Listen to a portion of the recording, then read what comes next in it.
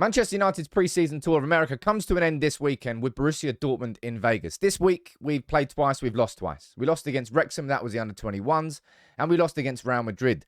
We were just beaten by the better team. We had Onana's debut, that was positive. There were certain other positives to take, but what are the big questions going into this game at the weekend? I'm going to run through them in this video. I'm going to run through the starting 11 I think is going to happen, my prediction, the team news before the game, and we can have a conversation about it. Because I think it's been overall a positive pre-season tour. Obviously, it was disappointing to lose to Real Madrid. But anyway, we'll get into that. Make sure you drop a like on the video if you could. Unfortunately, we're going to start off on a bad note. Because we've had confirmation from Manchester United that Kobbie Mainoo is going to be missing the first part of the season. Now, there's no confirmation as to how long that injury is going to be. But you saw, the injury was a freak injury, man. It was Casemiro tackling Rodrigo. The body weight of Rodrigo fell straight on Kobbie Mainoo's ankle. And for a youngster who lit up the preseason tour before that, and that was probably the biggest game of his career as far as he was concerned, off with an injury, now he's going to miss the start of the season.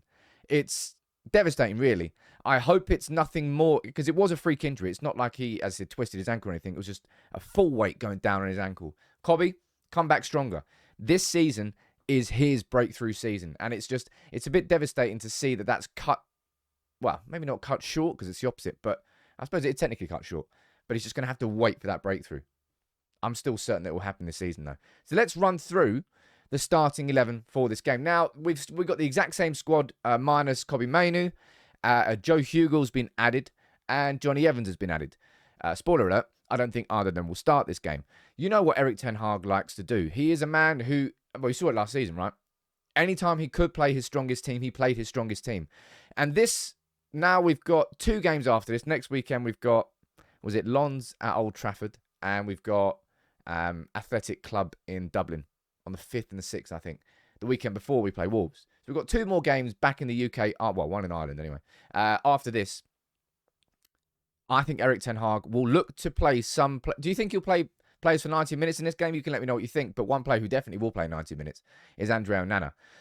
I genuinely think it was probably the biggest positive to take from that defeat to Real Madrid. Seeing how quickly he looked comfortable straight away. You know what I mean? Like the way that he was playing out from the back, the way that he was playing with his defence. And look, this is a man who's supremely confident. And that's really important. For a goalkeeper of his style, with the mistakes that he's probably going to be making, he needs to have that supreme confidence. So for me, it is an absolute given. Onana stays in goal. And that was his average position in the game, by the way. On the edge of the box. That, I've told you before, brings our defensive line higher, and it's better overall. Speaking of defensive lines, I think this is going to be an interesting thing to watch this season. Watch it in this game as well. Onana knows Martinez, right? He doesn't have to think about whether he trusts him. It's subconscious because he knows him. He's played with him for long enough that you'll watch Manchester United this season, certainly at the beginning of it, will play down the left a lot. I think we'll be quite left heavy because Onana has got Martinez, and he absolutely trusts him. Like, Varane will play in front of him, sure, but I think instinctively Onana is going to be looking towards Martinez and therefore, by default, towards Shaw. I think Manchester United are going to be doing that probably quite a lot this season. At the start of it anyway. As he grows in sort of confidence and he starts, playing a little bit more down the right-hand side with Wan-Bissaka, who, let's be honest, is seemingly our absolute first-choice right-back, which I think he should be. Erik ten Hag, because Delo came on in the second half against Real Madrid. But ever since the World Cup, ever since players came back from the World Cup, Wan-Bissaka has been pretty unrivaled in that position. Delo, he peaked in the first half of last season, and he's got to earn his place back in the team. It's good competition on that right-hand side. You need in football, you need 2 top-class players in every position. Healthy competition, that's called. And we've got it at right back. I think Wan-Bissaka starts this game. Something I really want to comment on briefly is West Ham going in for Harry Maguire. 20 million. You're not going to get him for 20 million, all right? He's worth at least 30 million. At least. Probably a little bit more. There's a chance that he goes to West Ham and becomes their captain because Rice has left. So West Ham are technically looking to replace him. I'll be honest though, West Ham, spoiler alert, don't make Harry Maguire captain. It's not a good idea. Anyway, I think that'll be the back 5. I think that would be Manchester United's back 5 across the course of the season pretty regularly, right? And something I want to see in this game, right? Obviously, Well, I think personally, obviously, anyway. This is Erik ten Hag's first choice midfield, right? Going into the game against Wolves, that's the midfield that he is looking to start. And I want to start seeing them, I suppose, work together. I don't know the right way to describe it. But against Real Madrid, because Bruno was shifted out to the right-hand side, don't do that, Erik, please. Bruno is our chief creator. Play him through the middle. I don't care about any other players. The reason he did that against Real Madrid was because Kobbie Mainoo was in that team, Casemiro was in that team, and Mount was as well. You have 4 midfielders. We want Casemiro deepest, Mount and Bruno. That should be our starting midfield. And Bruno needs to be in the middle. Because if you shift him out to the right-hand side, you take away his ability to really influence the game. He needs to be there front and centre. Transitionally, being there towards the edge of his own box at the start of the transition, bursting forward, being on the edge of the opposition's box on the end of the transition. He can't really do that out on the right wing. He'll do a job. He'll do what his manager asks him to, and he won't say no. But I don't think that Erik should be doing that much this season. I want to see him play there. It's his best position. He's our best, arguably our best player. In fact, I probably would say he is our best player. He's our most important player anyway. So that's the midfield I'd go for, right? That's the team there. And in attack, I actually think there's, going into this game, there's Rashford, that's not where the story is. That's not where, not the headlines, but I'm interested to, you saw in the, what was it, the Athletic article was suggesting that Rashford might play out on the left if we sign Højlund. No, Rashford would play through the middle, sorry, and Højlund would play on the left, which I think is absolutely bonkers. But in this game, I think Rashford does play through the middle, and this is what I mean, right? This lad, with a fan there, nice to see Garnacho with a fan, was probably one of the, if I'm saying Onana was a positive from the Real Madrid game, I'm saying Garnacho was a positive too.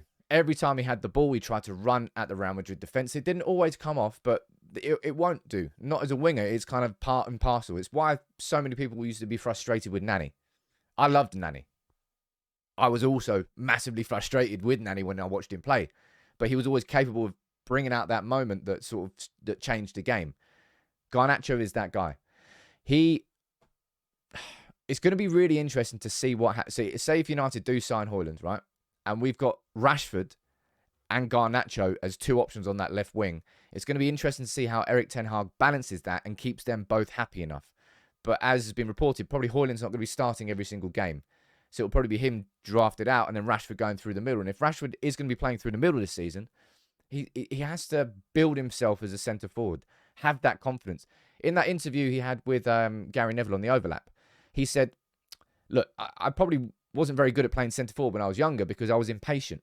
Because as a centre forward, you might not touch the ball for 10, 15, 20 minutes, but when you touch it, you've got to hit it bang in the goal.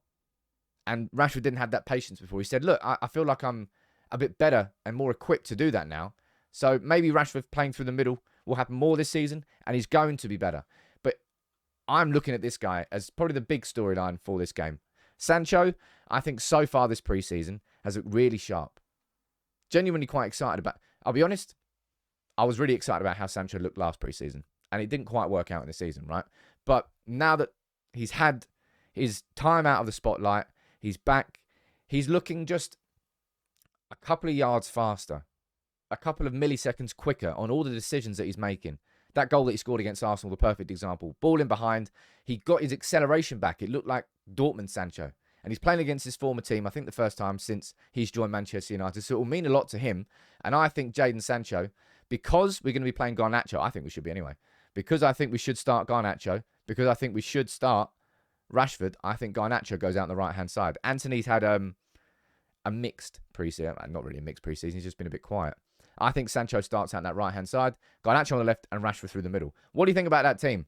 That's the attack midfield of Bruno, Mount, and Casemiro, and a back 5 of Onana, Shaw, Martinez, Varane, and Wan-Bissaka. I'll be honest, that right there, probably on paper, our strongest 11, and the team that you might start against Wolves at the start of the season. And that's what preseason's all about, getting players ready for the season. So I think you might see some of these players maybe play 90 minutes. Nah, maybe not. There's still 2 more games. I don't know. Onana will. What's your prediction? It's preseason. I've got no idea. I'm going to go for 3-1 United. I can't tell you why, but I'm going 3-1 United. You can let me know what you think in the comments below.